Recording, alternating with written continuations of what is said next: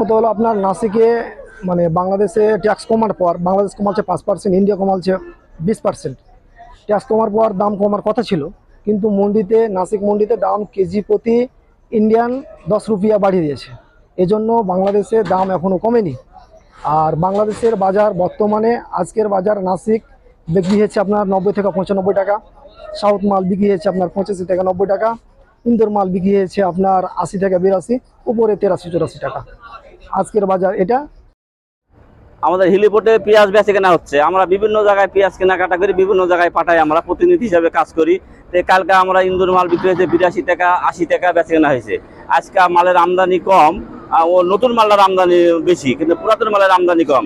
আজকে ইন্দোর মাল অনলি এক গাড়ি ঢুকেছে, 87 টাকা বেচে কেনা হচ্ছে। কালকে সাউথের মাল বিক্রি হচ্ছে 85 টাকা, আজকে বিক্রি হচ্ছে 88 টাকা। নাসিক ঢুকেছে, নাসিক বিক্রি হচ্ছে 89 টাকা। মানে কালকার চাই 2-1 টাকা বাজার বৃদ্ধি। ওইদিকে বলে ডিডি কমে গেছে, পেঁয়াজের দাম বৃদ্ধি হয়েছে। ওই যে গৃহস্থরা পেঁয়াজের দাম বলে 8-10 টাকা বলে বৃদ্ধি হয়েছে। এখন ওনারা যেটা করছে এটাই আমাদের শুনতে হচ্ছে।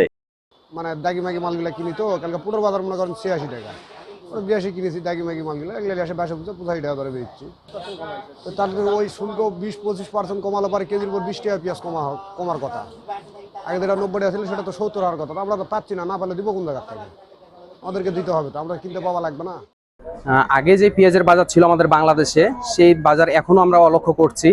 আর পেঁয়াজের যে শুল্ক আগে ছিল 40%, সেটা কমিয়ে 20% করা হয়েছে। তারপরে দাম না কমার কারণ একটাই, যে পেঁয়াজ আগের যে বাজার ছিল, পেঁয়াজ যে দামে ইন্ডিয়াতে বিক্রি হতো, সেই বাজারটা ওখানেই বেড়ে গেছে প্রায় পার কেজিতে 10 টাকা। এমন যেমন প্রায় 9 টাকা 10 টাকা খরচ কমেছে, কিন্তু ইন্ডিয়াতে আবার 10 টাকা পার কেজিতে পেঁয়াজের দাম বেড়ে গেছে। দাম বাড়ার কারণে এখানে আমাদেরকে কম দামে বিক্রি করতে দিচ্ছে না, আমাদেরকে বেশি দামে মালটা বিক্রি করতে হচ্ছে।